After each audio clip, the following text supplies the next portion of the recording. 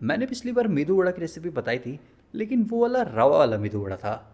और बहुत लोग को ना रवा वाला मेदू वड़ा बिल्कुल पसंद नहीं।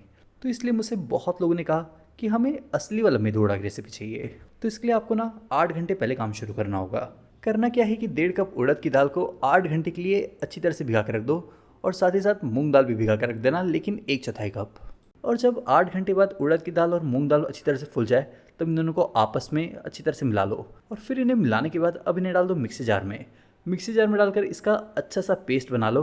पर साथ ही साथ कुछ और भी चीज़ें डालनी है, जैसे कि हरी मिर्च, छोटा टुकड़ा अदरक का, आधा छोटा चम्मच जीरा। फिर इन सबको ना अब मिक्सी में अच्छी तरह से घुमा लो।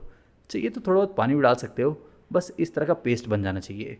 फिर इसे निकालने के बाद अब काटना है सब्जियाँ। तो देखो, सब्जियों में मैंने सबसे पहले ले लिया है प्याज। प्याज को जितना बारीक काट सकते हो उतना बारीक काट लो। फिर मैंने ले लिया है करी पत्ता, और करी पत्तों को भी जितना ज़्यादा बारीक काट सकते हो उतना बारीक काट लो। फिर इसमें प्याज, करी पत्ता, बारीक कटा हुआ धनिया भी डाल दो थोड़ा सा। और बस इतनी चीज़ें नहीं डालनी है, थोड़े बहुत मसाले भी डाल देंगे, जैसे कि आधा छोटा चम्मच हींग भी डाल दे रहा हूँ। और हींग के साथ थोड़ा सा नमक भी डाल दे रहा हूँ। मैंने आधा चम्मच डाला है, लेकिन आप अपने टेस्ट के हिसाब से डाल सकते हो। फिर इन सबको ना अच्छी तरह से मिला लो। और फिर इसके बाद ले लो कढ़ाई। कढ़ाई में डाल दो बहुत सारा तेल, और तेल डालने के बाद तेल को गर्म होने दो। और फिर जो मिक्सचर बना लिया है, अब उसे थोड़ा सा उठा लेंगे। बस उसे उठाने से पहले हाथ में थोड़ा सा तेल या फिर पानी लगा लेना। और फिर इस तरह से दे देना मेदू वड़ा वाला शेप। मेदू वड़ा वाला शेप देने के बाद इसे डाल दो गर्मा गर्म तेल में।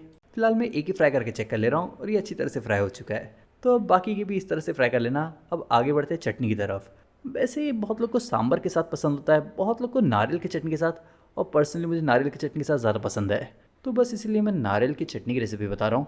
पर जिसे सांभर पसंद है ना, वो निराश मत होना, क्योंकि मैंने ऑलरेडी सांभर की रेसिपी शेयर कर दी है, आपको चैनल पे मिल जाएगा। तो नारियल की चटनी बनाने के लिए क्या करना है वो बताता हूँ। सबसे पहले तो नारियल को इस तरह से काट लो, डाल दो मिक्सी जार में। और फिर इसे मिक्सी जार में डालने के बाद डाल दो साथ में हरी मिर्च। हरी मिर्च अपने टेस्ट के हिसाब से डाल देना। एक छोटा टुकड़ा अदरक का, 1 चम्मच भर के चना दाल, और आधा कप दही। और नमक भी अपने टेस्ट के हिसाब से डालना। फिर इन सबको अब मिक्सी में अच्छी तरह से घुमा लो। और हाँ, अगर पानी की ज़रूरत पड़ती है तो वो जो नारियल पानी में से पानी निकला था ना, वही थोड़ा सा डाल देना। और अगर नारियल का पानी पी चुके हो, तब नॉर्मल पानी भी डाल सकते हो।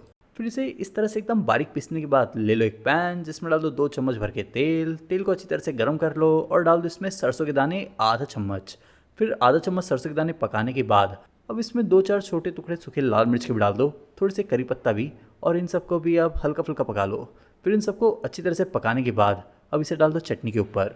और फिर चटनी के ऊपर डालने के बाद इसे भी अच्छी तरह से मिला लो। और इन्हें अच्छी तरह से मिलाने के बाद नारियल की चटनी तो तैयार है। मेदू वड़ा भी तैयार ही है। पर हाँ, अगर गरम गरम मेदू वड़ा खाना है ना, तो चटनी पहले बनाना, क्योंकि चटनी ठंडी भी चल जाती है।